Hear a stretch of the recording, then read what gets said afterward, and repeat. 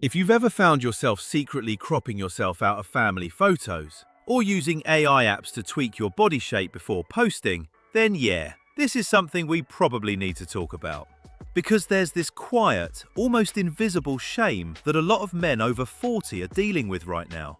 This modern wave of body dysmorphia that nobody really seems to be addressing. And what's bizarre is that this isn't just affecting guys who are out of shape.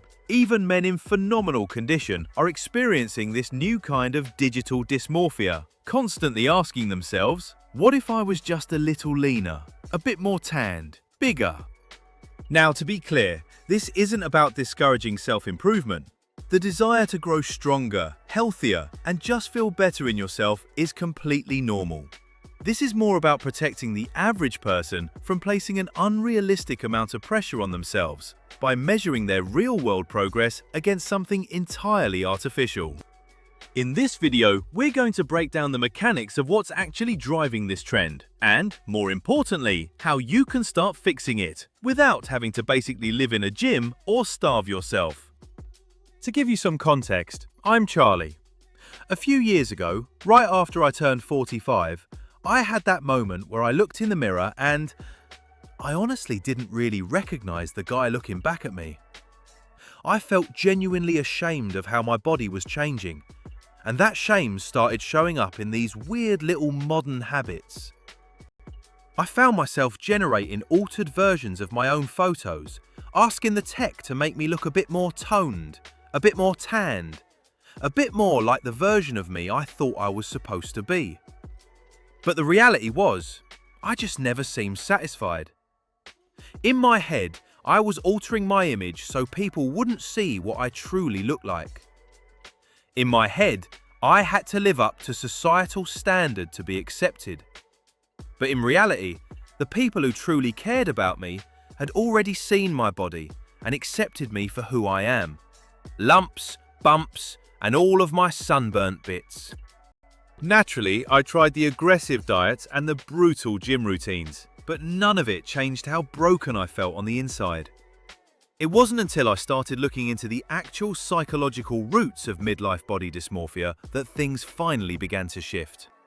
Think about this for a second. Statistical data shows that over 71% of social media images are now altered or AI generated. This constant daily exposure completely warps our perception, making men believe that their peers are naturally maintaining Hollywood-level physiques year-round.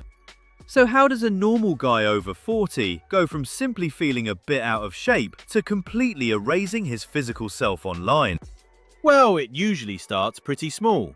A family holiday photo gets taken, but instead of seeing your kids smiling or remembering a great day out, your eyes instantly lock straight onto your stomach, or your teeth, or your arms, whatever that specific trigger is for you. And then the hiding begins. You crop yourself out so only the kids are visible. Or worse, you open up an AI app and start changing reality. With a single swipe, the software gives you turkey teeth, a flatter stomach, broader shoulders, whatever you feel you're missing. But here's the problem with that mechanism. You think you're just fixing a bad angle, but you're effectively training your brain to compare your real physical body to a digital skin suit that doesn't even exist. And you've probably experienced this yourself. Have you ever done a quick body check in the mirror before heading out, only to feel instantly more anxious about leaving the house? Because that's exactly how this stuff gets into your head. Why is this hitting men in their 40s and 50s so hard right now? To understand that, we have to look at the cultural inheritance of our generation. Most guys our age grew up through the late 80s, the 90s, and the 2000s, which was the absolute peak era of the lad mag, hypermuscular action heroes, and ripped fitness models. Suddenly, the male ideal wasn't just about being healthy anymore. The benchmark shifted into this extreme, shredded, square-jawed, mesomorphic god standard. Basically, a physique that most normal men were never going to achieve without making their entire life revolve around it.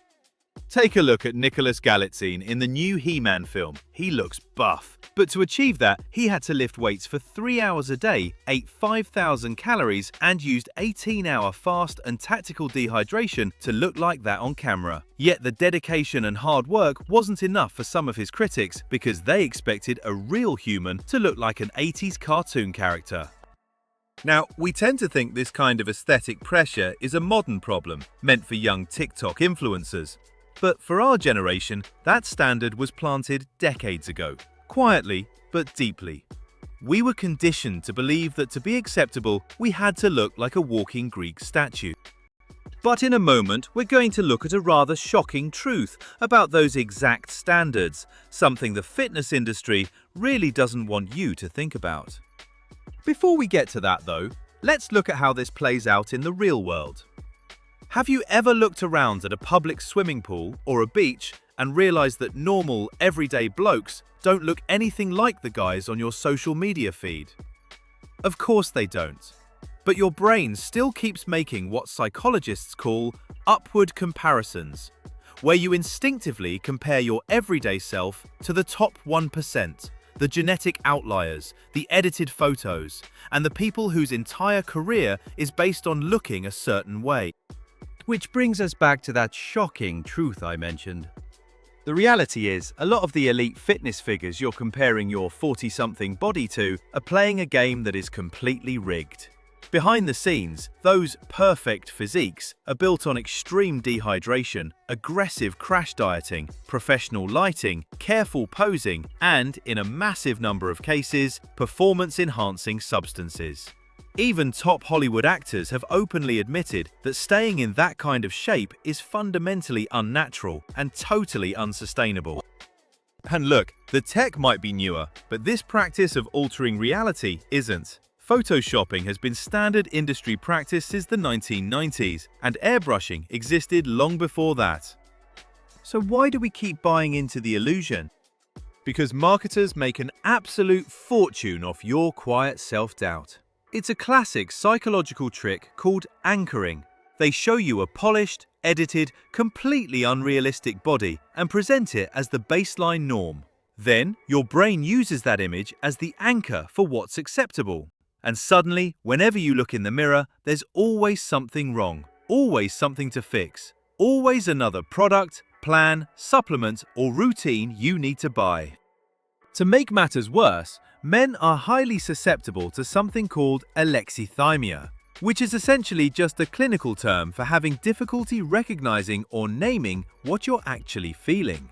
Because of that, this deep aesthetic insecurity gets completely mislabeled. You don't say to your mates down the pub, "Hey, I feel really insecure about my changing body." Most men just don't say that. Instead, it manifests as social anxiety, emotional numbness, irritability, avoiding the camera, pulling back from social situations because you simply don't want to be seen. So what happens when a man finally decides to stop hiding? The first real crack in the lens happens when you realize a pretty simple mathematical reality. If you're training, eating reasonably well, and looking after your body just so you can feel functional, healthy, and capable, you are already physically outperforming the vast majority of the population. The secret isn't to chase a piece of digital fiction. It's to change the way you measure success entirely. Because when you start evaluating yourself as a whole person, focusing on your character, your intelligence, your career, your relationships, and the way you show up for the people around you, your appearance starts to lose that obsessive, suffocating grip. It doesn't mean you stop caring about your health. It just means your body stops being the entire scoreboard. Because looking good means absolutely nothing if you feel awful on the inside. So now you know the hidden cultural drivers behind this phenomenon. You know why so many men over 40 are quietly cropping themselves out of photos, avoiding the camera, and using AI to project a version of themselves that doesn't actually exist. More importantly, you now have a framework to start stepping out from behind the screen, dropping the digital armor, and rebuilding real-world confidence. Look, if this video brought you some value or helped put words to something you've been feeling but maybe haven't talked about before, do me a massive favor and hit subscribe. And just remember, comparison is the absolute thief of joy. At the end of the day, we probably only need to ask ourselves 3 questions. Am I better today than I was yesterday? Am I working to be better tomorrow than I am today? And how can I help and support others to do the same? Thanks for watching, and I'll catch you in the next one.